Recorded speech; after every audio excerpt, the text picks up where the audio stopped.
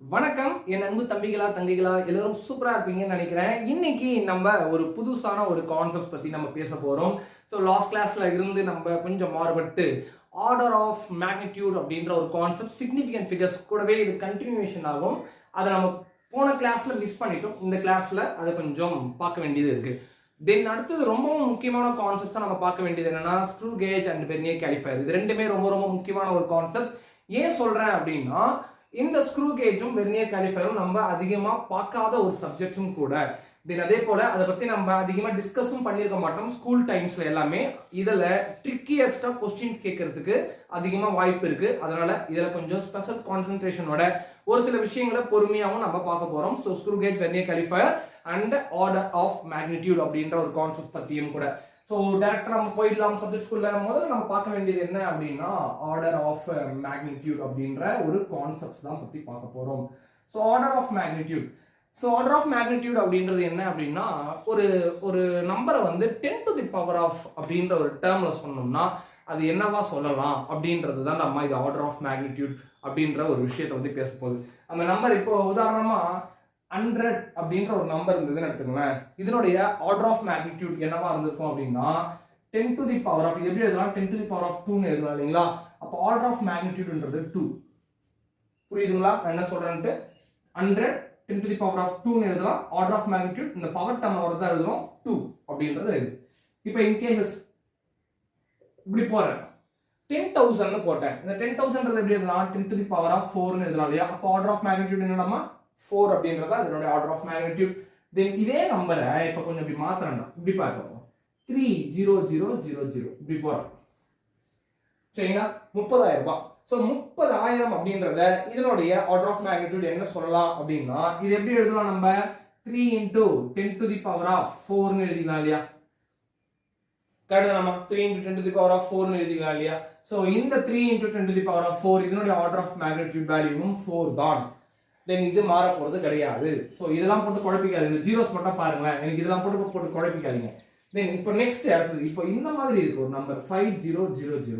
இப்போ இதனுடைய order of magnitude என்னவா வந்திருக்கும் அப்படின்னா 5 into 10 to the power of 4. தென் இதனுடைய ஆர்டர் ஆஃப் மேக்னிடியூட் என்ன 4. ஆனா 4 வராது. இதுதான் இதுல பிரச்சனை. இந்த ஆர்டர் ஆஃப் மேக்னிடியூட்ல நம்ம பார்க்க வேண்டிய முக்கியமான கான்செப்ட் என்ன அப்படின்னா இந்த பார்ட் தான். இங்க 4ன்றது வராது. இங்க என்ன வரும் அப்படின்னா 5 நம்ம கொண்டு வரணும். ரவுண்ட் ஆஃப் வேல்யூஸ் அப்படின்ற ஒரு சில கான்செப்ட்ஸ் நம்ம பார்த்தோம்னா இந்த ரவுண்ட் ஆஃப் வேல்யூஸ்ல வந்து பார்த்தோம் அப்படின்னா 5க்கு அப்புறமா ஒரு நம்பர் இருந்தது அப்படின்னா 5 வந்து நம்ம ஒரு நம்பர் கடன் கொடுப்போம் இல்லைங்களா. அதே போல ஒரு கான்செப்ட் தான் இங்க நம்ம பார்க்க வேண்டியதா இருக்கும். பட் அங்க என்ன பார்த்திருப்போம் அப்படின்னா 5க்கு அப்புறமா கண்டிப்பா ஒரு டிஜிட்ஸ் வந்திருக்கணும்னு பார்த்திருப்போம். இன் கேசஸ் 5க்கு அப்புறமா 0 வந்தா 5க்கு முன்னாடி இருக்கக்கூடிய நம்பர் ஆடா ஈவனான்றத பார்த்திருப்போம். ஸோ இது எல்லாமே வந்து ரவுண்ட் ஆஃப் வேல்யூஸ் நம்ம பார்த்திருக்கக்கூடிய கான்செப்ட். ஆனா இங்க வந்து பாத்தீங்கன்னா 5க்கு அப்புறம் ஒரு நம்பர் வரணும்ன்ற அவசியம் கிடையாது. 5 இருந்தாலே போதும். 5 வந்தாலே இந்த நம்பர் ஒன்று கடன் கொடுத்துற மாதிரி தான் நம்ம கணக்குல எடுத்துக்கணும். அப்போ இந்த பார்ட்டை எப்படி எழுதணும் அப்படின்னா இதனுடைய ஆர்டர் ஆஃப் பவர் இது கிடையாது. இதனுடைய ஆர்டர் ஆஃப் பவர்ன்றது நம்ம 5 தான் எழுதணும். இதை எப்படி எழுதலாம் அப்படின்ற பட்சத்துல நீங்க நல்லா கவனிங்க. இந்த பார்ட்டை 0.5 எழுதணும். 0.5 into 10 to the power of 5 கரெக்டுங்களா நம்ம போடுறது. இப்போ இதுதான் இது ஈக்குவல் டு. ஸோ இதுதான் இங்க நம்ம ஆர்டர் ஆஃப் மேக்னிடியூட் அப்படின்றதுல நம்ம பார்க்க வேண்டிய முக்கியமான ஒரு விஷயம். ஸோ ஆர்டர் ஆஃப் மேக்னிடியூட் இந்த பார்ட் தான். அப்போ இந்த 5ல இருந்து நம்ம வரும்போது அடுத்தது 60000 வந்தாலும் இதனுடைய ஆர்டர் ஆஃப் மேக்னிடியூடும் நமக்கு 5 தான். 7 8 9 எல்லாத்தினுடைய ஆர்டர் ஆஃப் மேக்னிடியூடும் நமக்கு 5 தான் வரப்போகுது. இந்த நம்பர் மட்டும் வந்து பார்த்தோம்னா இதுல 0 மட்டுமே வரணுன்ற அவசியம் கிடையாது. முதல் விஷயம் அதை நம்ம பார்த்துக்க வேண்டியது இருக்கு. இப்போ உதாரணமா 2378 அப்படின்னு இருக்கு. இப்போ இதனுடைய ஆர்டர் ஆஃப் மேக்னிடியூட் என்ன அப்படின்னு கேட்டுட்டாங்க அப்படின்னா இப்போ இங்க இதனுடைய ஆர்டர் ஆஃப் மேக்னிடியூட் நம்பர் நல்லா புரிஞ்சுக்கமா. ஒரு 2 நம்பர் சொல்றேன் நல்லா புரிஞ்சுக்க. 2 இருக்கு, இங்க 7378 2 நம்பர் இருக்கு. இப்போ இந்த மாதிரி வந்து ஸ்டார்டிங் நம்பர் 2 வந்தது அப்படின்னா நீங்க டெசிமலை 2க்கு அடுத்தது பிளேஸ் பண்ணணும். அதை கொஞ்சம் ஞாபகம் வச்சுக்க. இந்த மாதிரி நம்பர் 5 or 5 above வந்துச்சுன்னா 5ம் சரி அதுவும் சேர்த்துக்கிறதால 5 இல்ல 5க்கு மேல வந்தது அப்படின்னா நம்மளுடைய டெசிமல் பாயிண்ட் இந்த நம்பருக்கு முன்னாடி வைக்கணும். சரிங்களா புரியுதா? சரி இப்போ அது முன்னாடி வச்சா அந்த நம்பரை எப்படி எழுதலாம்ன்ற ஒரு பார்ட். இப்போ உங்க பாருங்க நம்ம கிட்ட இருக்கக்கூடியது 2378. இந்த 2378 2.378 நம்ம மாத்தணும். அப்போ பாயிண்ட்டுக்கு அப்புறம் நம்ம மொத்தம் எத்தனை வேல்யூஸ் இருக்கு, நம்ம மொத்தமா 3 வேல்யூஸ் இருக்கு, 3 டிஜிட்ஸ் இருக்கு. ஆக்சுவலா அந்த 3 டிஜிட்ஸ்க்கு மல்டிபிள் ஆஃப் 1000 அப்படின்ற ஒரு பார்ட்டை கொடுக்க வேண்டியதா இருக்கும். ஸோ மேத்தமெட்டிக்கல்ல நார்மலா எதனா நம்ம இஷ்டத்துக்கு ஒரு நம்பர் கூட்டுறதோ கழிக்கிறதோ பண்ணிட முடியாது. அது பேலன்ஸ்டாகவே இருக்கணும். அப்போ ஒரு விஷயத்தை வந்து நம்ம கொடுக்குறோம் அப்படின்னா அதிலே மைனஸ் பண்ணிடணும், மல்டிப்ளை பண்ணா அதிலே டிவைட் பண்ணிடணும். அப்போ 1000 மல்டிப்ளை பண்ணா 1000 கண்டிப்பா நம்ம டிவைட் பண்ணியே ஆகணும். அப்பதான் அது மாறாம ஒரே வேல்யூவை கொடுக்கும், இல்லைன்னா வந்து இன்ஸ்டெபிலிட்டி ஆயிடும். ஸோ இன்ஸ்டெபிலிட்டி ஆகக்கூடாது. அப்போ 2378 மல்டிபிள் ஆஃப் 1000. அப்போ ஜெனரலா ஒரு விஷயம் நமக்கே தெரிஞ்ச ஒரு விஷயம் என்ன அப்படின்னா, ஒரு நம்பரை நம்ம மல்டிப்ளை பண்றோம் அப்படின்னா அந்த நம்பர் பெருசாகிட்டே இருக்கும். ஒரு நம்பரை வந்து டிவைட் பண்றோம் அப்படின்னா அந்த நம்பர் சின்னதாயிட்டே இருக்கும். வகுக்கிறோம் இல்லையா, அந்த நம்பர் சின்னதாயிட்டே இருக்கும். அப்போ இந்த 2378 இருக்குல்ல, 2378, இதை வந்து நம்ம 2.378 வரணும் அப்படின்னா கிட்டத்தட்ட ஒரு 2 ரூபாய் அப்படின்ற கிட்ட வரணும் அப்படின்னா அதை நம்ம என்ன பண்ணணும், டிவைட் பண்ணணும். ஓகேவா, இது ஜெனரல் இல்லையா. அப்போ இதெல்லாம் நம்ம கன்சிடர் பண்ணணும். அப்போ இந்த இடத்துல 2378 டிவைட் பை 1000 பண்ணோம்னா 2.378 வந்துடும். சரியாமா, ஓகேவாடா. தென் இங்க மல்டிபிள் ஆஃப் இந்த மேல இருக்கக்கூடிய 1000 என்ன பண்றது அப்படின்னா அது அப்படியே தான் இருக்கும். அது எதுவும் பண்ணவே முடியாது. அந்த 1000 என்ன பண்ணலாம் அப்படின்னா 10 to the power of number 3 ன்னு எழுதிக்கலாம். புரியுதுங்களா? இப்போ இங்க இடத்துல ஆர்டர் ஆஃப் மேக்னிடியூட் என்ன அப்படின்னா 3 அப்படின்றது தான் இதனுடைய ஆர்டர் ஆஃப் மேக்னிடியூட். புரியுதுங்களா?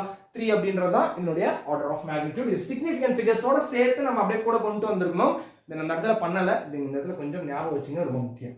சரி, இப்போ இன்னொரு ஒரு எக்ஸாம்பிள் 5389 அப்படின்ற ஒரு நம்பர். 5389 என்னவா வந்திருக்கும் அப்படின்னா இந்த பார்ட்ல 5 அப்படின்ற ஒரு நம்பர் வந்துட்டாலே நம்ம சொல்லியிருக்கோம் 5க்கு முன்னாடி தான் டெசிமல்ஸ் பிளேஸ் பண்ணணும் அப்படின்னு நம்ம சொல்லியிருக்கோம். அப்போ மொத்தமா எத்தனை டிஜிட்ஸ் இருக்கு, 1 2 3 4 இருக்கிறதா இருக்கும். அப்போ பாயிண்ட் நம்ம இங்க பிளேஸ் பண்ண வேண்டியதா இருக்கும்.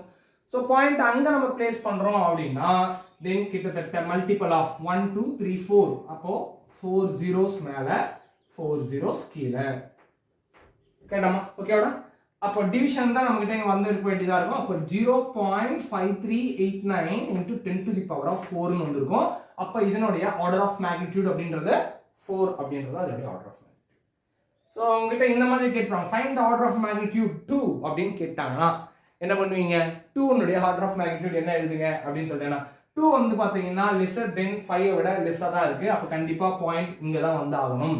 அப்ப ஏற்கனவே பாயிண்டே அங்கதான் நம்ம இருக்கு. அப்ப இது என்ன எப்படி எழுதலாம்னா multiple 10 to the power of 0 இருக்கிறதா அர்த்தம்.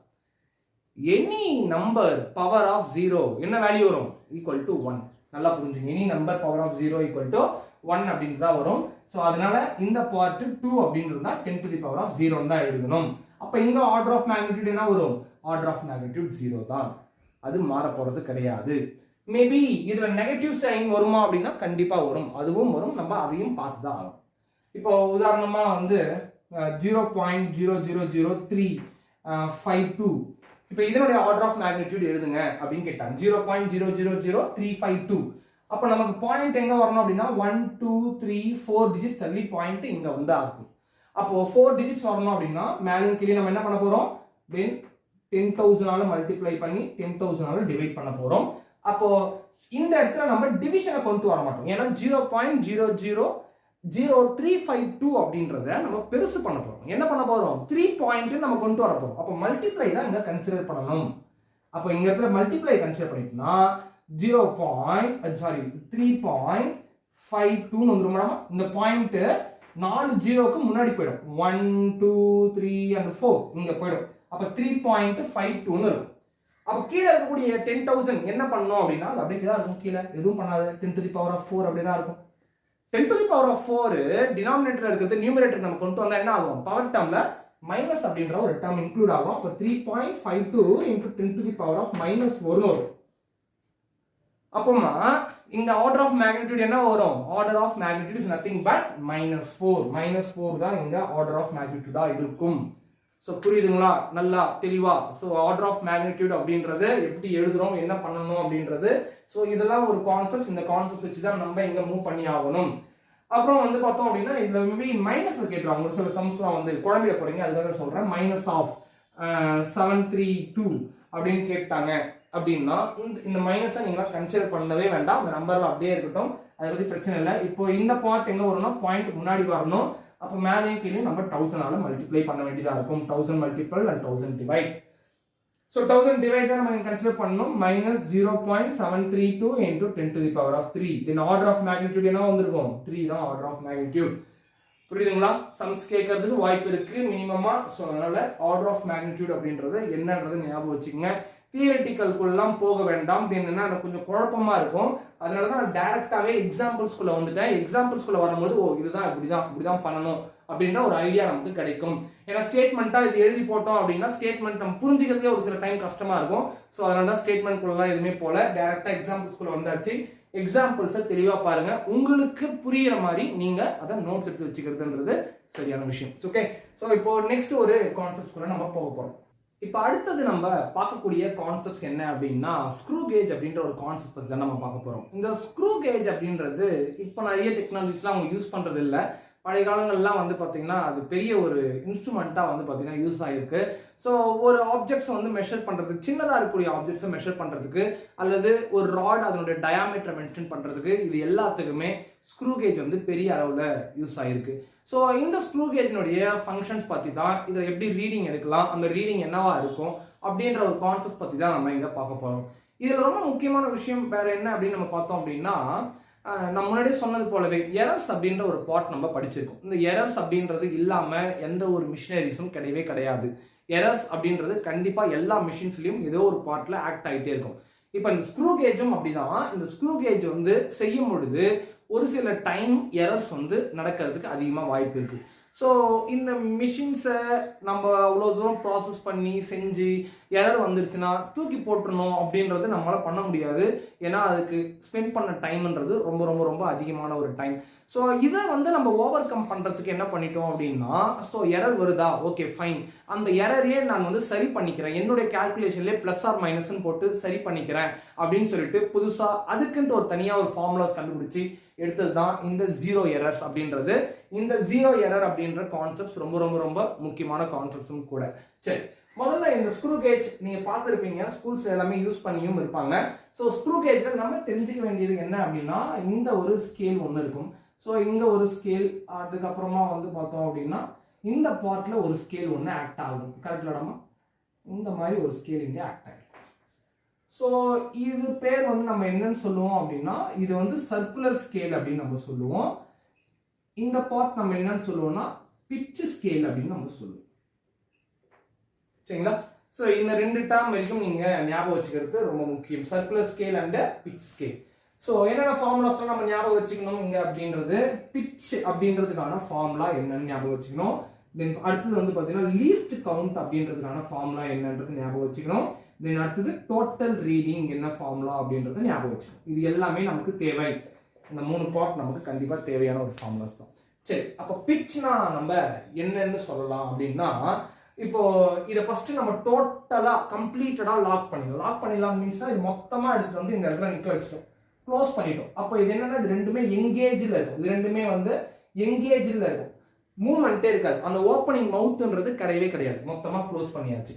இவ க்ளோஸ் பண்ற இப்போ கொஞ்சம் கொஞ்சமா இதை ரொட்டேட் பண்ண இது இங்க இருந்து தன்னுடைய அகலத்தை இன்க்ரீஸ் பண்ணிட்டே இருக்கும். கரெக்ட் இல்லாமா? இது கொஞ்சம் கொஞ்சமா இது அகலத்தை இன்க்ரீஸ் பண்ணிட்டே இருக்கும்.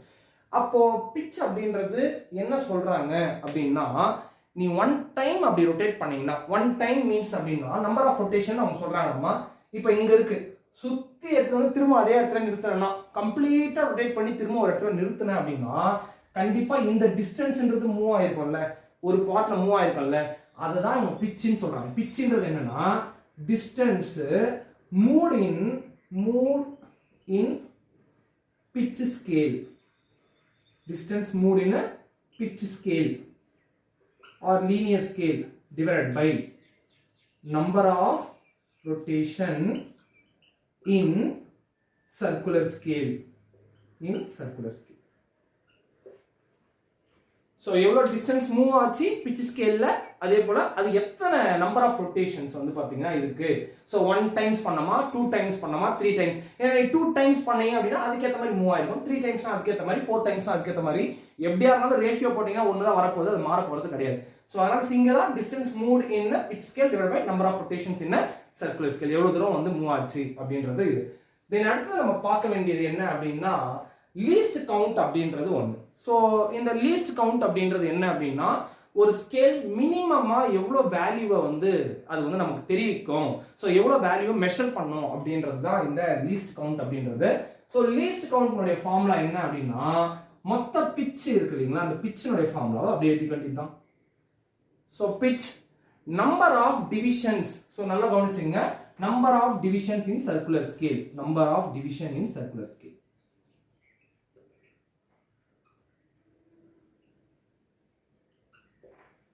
இது ரெண்டுத்துக்கும் வித்தியாசம் இருக்குடா. இது ரெண்டு பார்ட்டுக்குமே மேல இருக்கக்கூடியது வந்து பாத்தீங்கன்னா நம்பர் ஆஃப் ரொட்டேஷன் சொன்னேன், எத்தனை டைம், 1 டைம் 2 டைம் 3 டைம் அப்படின்னு சொன்னேன். கீழே இருக்கிறது இங்க நம்ம பார்க்கிறது லீஸ்ட் கவுண்ட்ல pitch divided by number of divisions in circular scale சொன்னோம் இல்லையா. நம்பர் ஆஃப் டிவிஷன்ஸ்னா இந்த ஸ்கேல் ஒரு சிலதுல வந்து பாத்தீங்கன்னா மாறும், ஒரு சிலதுல 50 வரைக்கும் இருக்கும், ஒரு சிலதுல 100 வரைக்கும் இருக்கும். ஸோ அதுக்கேற்ற மாதிரி இங்க மாறும். So number of division in circular scale அப்படின்னா ஸோ டோட்டலா எத்தனை டிவிஷன், 50யா 100ஆ அப்படின்றது தான் கீழே எழுதணும். ஸோ பிட்சை மெஷர் பண்ணிட்டு இந்த பார்ட் நம்ம எழுதுற மாதிரி இருக்கும். ஸோ இந்த ஃபார்முலா ரொம்ப முக்கியம். அப்ப பிட்ச்னா இங்க இருந்து கிராஸ் மல்டிப்ளை பண்ணிக்கலாம் நம்மால. அப்ப pitch equal to least count multiple of number of division in circular ஸ்கேல்னு எழுதலாம். ஸோ எப்படி வேணா இந்த ஃபார்முலாஸ் வந்து கொடுத்துருவாங்க. ஸோ அதனால இந்த ஃபார்முலாஸ்ல நீங்க தெளிவா இருக்கிறதுன்றது ரொம்பவும் முக்கியமான ஒரு பார்ட், ரொம்ப தெளிவா இருக்க வேண்டியது. சரி, இப்போ அடுத்து நம்ம பார்க்க வேண்டியது டோட்டல் ரீடிங். ஃபைனலா நம்ம வந்திருக்கோம், டோட்டல் ரீடிங்குள்ள வந்திருக்கோம். ஸோ டோட்டல் ரீடிங் தெரியறதுக்கு முன்னாடி முதல்ல நமக்கு ஜீரோ எரர்னா என்னன்னு தெரியணும், ஜீரோ கரெக்ஷன்னாலும் நமக்கு என்னன்னு தெரியணும். இந்த ரெண்டு விஷயங்கள் ரொம்ப முக்கியமா தெரியும். அப்ப ஜீரோ எரர் அப்படின்றதுமா இப்போ நம்ம முன்னாடியே சொன்ன மாதிரி இது கம்ப்ளீட்டடா க்ளோஸ் பண்ணிட்டோம்னு எடுத்துக்கோங்க. ஃபுல்லா க்ளோஸ் பண்ணியாச்சு. க்ளோஸ் பண்ணிட்டோம் அப்படின்னா இந்த ஜீரோ இது என்னது, இந்த பார்ட் நான் போட்டிருக்கிறது இது சர்க்குலர் ஸ்கேல். இது எல்லாமே கரெக்டுங்களா, இந்த சர்க்குலர் ஸ்கேல் இருக்கு இல்லைங்களா, இதுதான் இந்த பார்ட், இது எல்லாமே சர்க்குலர் ஸ்கேல். இங்க கொஞ்சம் இடம் விட்டுருங்க பாருங்க, இந்த இடம் விட்டுருக்கிறது இருக்குல்ல, இதுதான் வந்து பிட்ச் ஸ்கேல். பிட்ச் ஸ்கேல் அது முதல்ல கொஞ்சம் தெளிவாக ஞாபகம் வச்சுங்க, அது பிட்ச் ஸ்கேலு, இங்க சர்க்குலர் ஸ்கேல். ஸோ இந்த லைன் இருக்குல்ல, இந்த லைன் கரெக்டா ஜீரோலயே இந்த மாதிரி ஆக்ட் ஆச்சுன்னு வச்சுக்கோமா, கரெக்டா இதே பார்ட்ல ஜீரோலயே வந்து உட்காருதுன்னு எடுத்துக்கோங்களேன். ஜீரோவும் பிட்ச் ஸ்கேல்ல இருக்கக்கூடிய இந்த பார்ட் கரெக்டா ஜீரோல வந்து சர்க்குலர் ஸ்கேல்ல ஜீரோல ஹிட் பண்ணுது, ஃபுல்லா கம்ப்ளீட்டா க்ளோஸ் ஆன பிறகு அப்படின்னா இங்க இது ஜீரோ எரர் அப்படின்னு நம்ம சொல்லலாம். அந்த இடத்துல எரர்ன்றது எதுவுமே கிடையாது, நம்ம எரரா அதெல்லாம் அனலைஸ் பண்றதுக்கு அவசியமே இல்லை அப்படின்ட்டு நம்ம சொல்லிடலாம். புரிஞ்சுதுங்களா நம்ம கிட்ட? ஸோ இப்போ அப்போ எரர் வருமானா கண்டிப்பா வரும். இப்போ நல்லா கவனிங்க, இது ஃபுல்லா கம்ப்ளீட்டா க்ளோஸ் பண்றது மூலியமா இப்போ இதே உங்களுக்கு போட்டு காமிக்கிற பாருங்களேன். இப்போ இந்த இடத்துல எனக்கு ஜீரோ வரலாம், இந்த பார்ட்ல எனக்கு ஜீரோ வரலாம். ரெண்டுக்கும் வித்தியாசம் இல்லைடாமா. இது சர்க்குலர் ஸ்கேல்ல ஜீரோக்கு மேல இருக்கு இந்த லைன். இந்த லைன் எந்த லைன்னா பிட்ச் ஸ்கேலினுடைய லைன். நல்லா புரிஞ்சுக்க, இங்க நான் போட்டிருக்கேன் இல்லைங்களா, இந்த லைன் அப்படின்றது பிட்ச் ஸ்கேலினுடைய இந்த லைன் தான் இது. ஸோ பிட்ச் ஸ்கேல் கரெக்டா ஜீரோக்கு சர்க்குலர் ஸ்கேல்ல ஜீரோக்கு மேல வந்துச்சு அப்படின்னா இதை நம்ம பாசிட்டிவ் எரர் அப்படின்னு நம்ம சொல்லலாம். புரியுதுங்களா? Positive error. அப்ப அதை விட கீழே வந்தது, இப்ப இங்க பாருங்க, இது ஜீரோக்கு கீழே வந்தது, ஜீரோக்கு கீழே வந்தது, ஜீரோ கீழே வந்தா இது நெகட்டிவ் எரர் அப்படின்ட்டு நம்ம சொல்லலாம். புரிஞ்சுதுங்களா? So positive error and negative error. So positive error அப்படின்னு வந்துட்டு பிறகு இங்க இருந்து இப்ப நம்ம கவுண்ட் பண்ணணும். ஜீரோல இருந்து இது கரெக்டா எங்க ஆக்ட் ஆகுது, சென்டர்ல 1 2 3 4 5 இல்லைங்களா.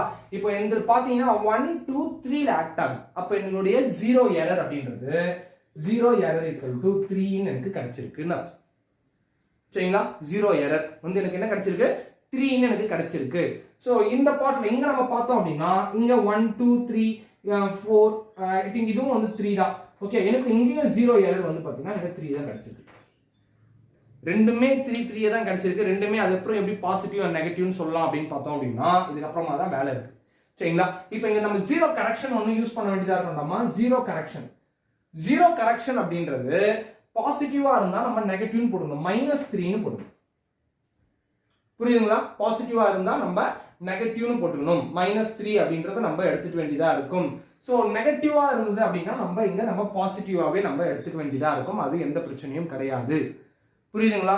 ஸோ இந்த பார்ட் நம்ம பாசிட்டிவா அப்படியே எடுத்துக்கலாம், பிரச்சனை இல்லை. ஆனால் பாசிட்டிவா இருந்தா நம்ம நெகட்டிவா கன்சிடர் பண்ணிக்கணும். இதுதான் ஜீரோ எரருக்கு ரொம்ப முக்கியமானது. பாசிட்டிவ் ஜீரோ எரர்னா நம்ம நெகட்டிவ்ல சொல்லணும், நெகட்டிவ் ஜீரோ எரர் அப்படின்னா நம்ம பாசிட்டிவ்லேயே விட்டுடலாம் வேல்யூஸ், எந்த பிரச்சனையுமே கிடையாது. ஆனா இதோட விட்டுற முடியாது. இந்த ஜீரோ கரெக்ஷன் வந்து zero error multiple of least கவுண்ட்ன்ற ஒரு டேர்ம் ஆக்ட் ஆகும். கண்டிப்பா நீங்க லீஸ்ட் கவுண்ட் கண்டுபிடிச்சே இருக்கணும் சரிங்களா. அப்போ ஃபைனலா இங்க டோட்டல் ரீடிங் எப்படி எழுதலாம் அப்படின்னா டோட்டல் ரீடிங் ஈக்குவல் டு முதல்ல pitch scale reading சரிங்களா? இப்போ நம்ம இங்க ஒரு ஆப்ஜெக்ட் வைக்கிறோம், நம்ம பெருசா ஒரு ஆப்ஜெக்ட் வைக்கிறோம்னு எடுத்துக்கலாம், சர்க்குலரா ஒரு ஆப்ஜெக்ட் வைக்கிறோம். ஓகேவாடா? இப்போ ஆப்ஜெக்ட் வைக்கிறது மூலமா நம்ம இவ்வளவு தூரம் நகர்ந்துருக்குன்னா இந்த பார்ட் பாரு 5 10 15 இந்த இடத்துல எனக்கு வந்து பாத்தீங்கன்னா கிட்டத்தட்ட 27 அப்படின்ற ஒரு பாயிண்ட்ல எனக்கு கிடைக்குது. 27ன்றது எனக்கு கிடைக்குதுன்னு இருக்குல்ல. அப்ப 27 mm அப்படின்றது இல்ல, இந்த 27 தான் pitch scale ரீடிங்கா நம்ம எடுத்துக்கணும். சரிங்களா? pitch scaleல என்ன ரீடிங் இந்த ஃபைனலா நமக்கு தெரியுதோ அதை நம்ம கன்சிடர் பண்ணிக்கணும் pitch scale reading plus of. அடுத்து நம்ம என்ன பண்ணோம், சர்க்குலர் ஸ்கேல் டிவிஷன் உடைய கோயின்சைட் எந்த பாயிண்ட்ல வந்து கோயின்சைட் ஆகும் அப்படின்றது நம்ம பார்க்கணும்.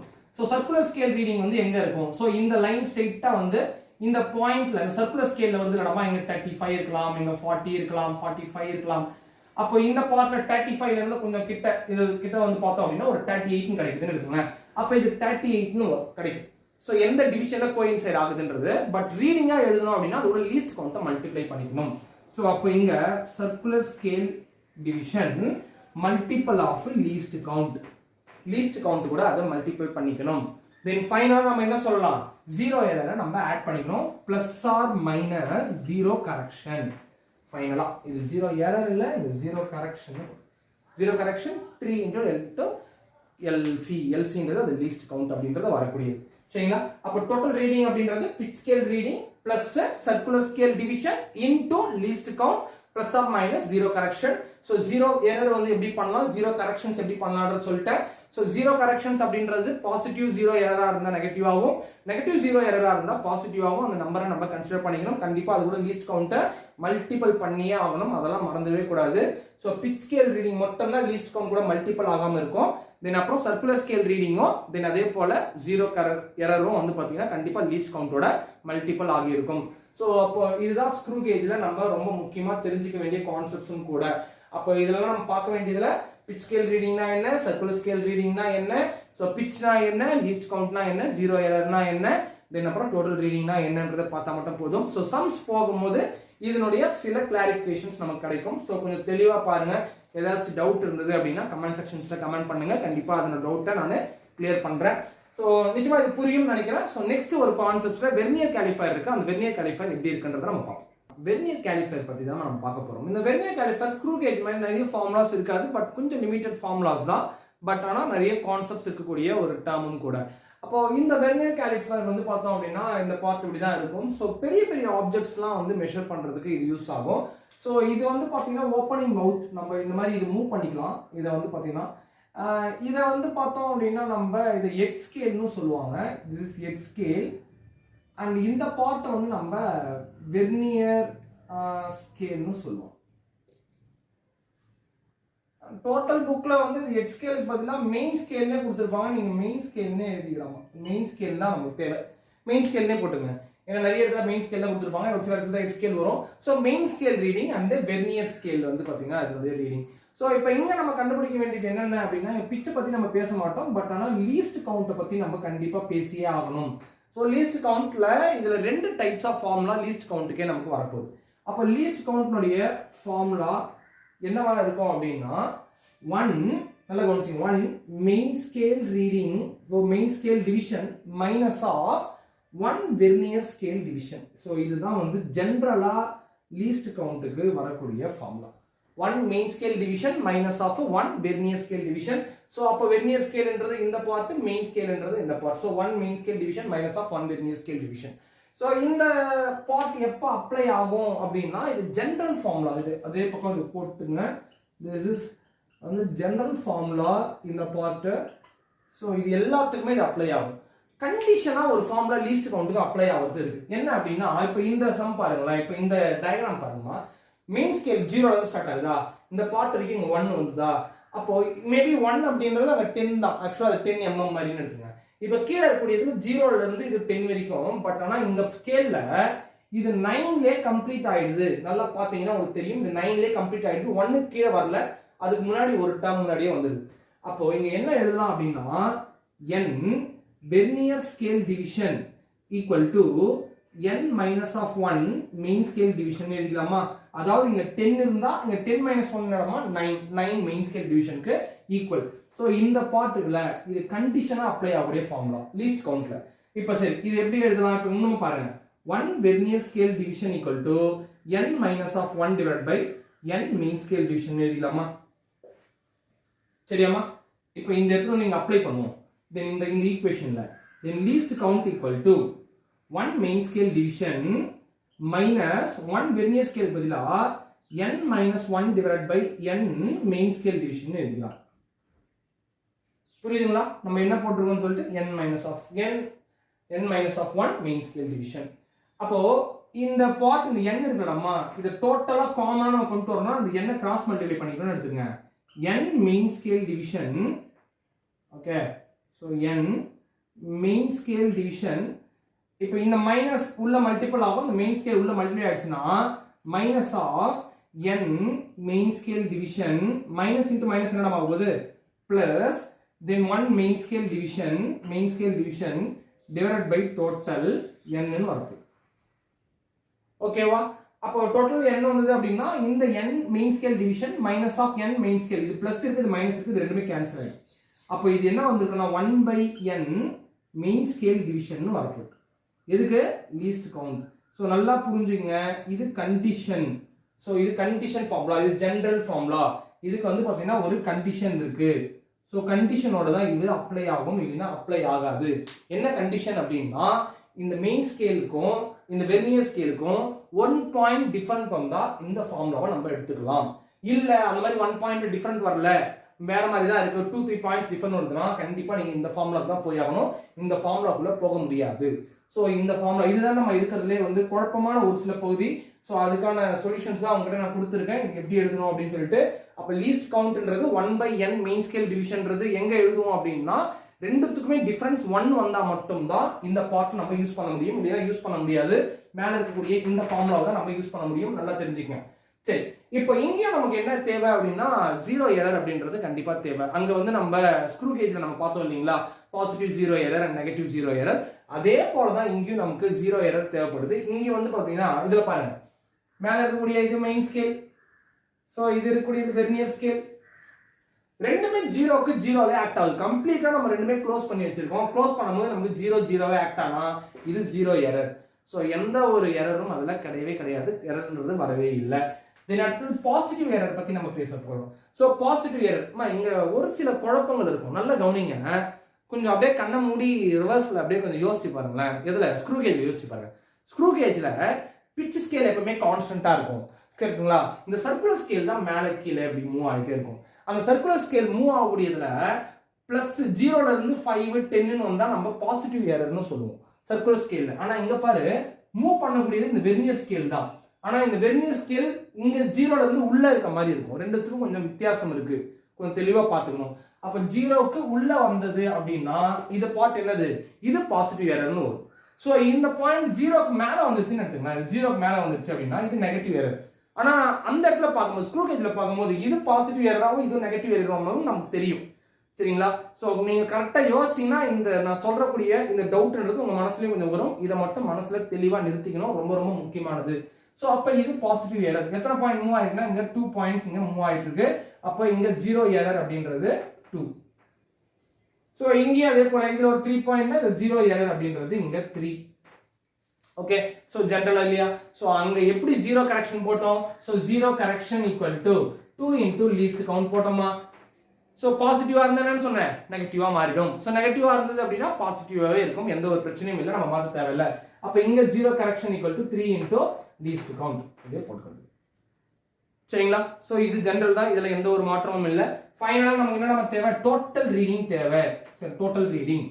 தென் டோட்டல் ரீடிங் ஈக்குவல் டு தென் இங்க நம்ம ஃபர்ஸ்ட் பார்க்க வேண்டியது main scale division. So main scale reading முதல்ல மெயின் ஸ்கேல்ல மூவ் பண்ணும்போது எந்த இடத்துல இது ஆக்ட் ஆகுதுன்றத பார்க்கணும். மெயின் ஸ்கேல் ரீடிங் பிளஸ் நம்ம என்ன பார்த்திருப்போம்? Circular scale division into least count பார்த்தோம் இல்லைங்களா? இங்க வெர்னியர் ஸ்கேல் கோயின்சைட், எந்த ஸ்கேல் வருதோ அந்த இடத்துல கோயின்சைட் ஆகக்கூடியதோ அந்த vernier scale coincide into least count. ஃபைனலா என்ன வரணும்னா சோ அவ்வளவுதான்டா, plus or minus 0 correction.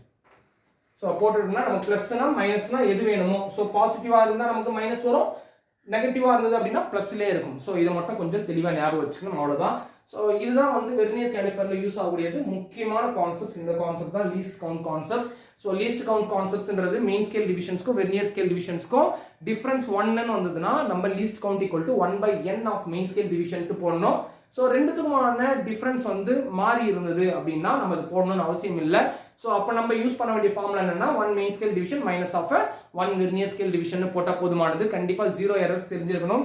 Positive 0 error and negative 0 error இதில் குழம்பிடக்கூடாது. ரொம்பவே முக்கியமான விஷயம் அதுதான்.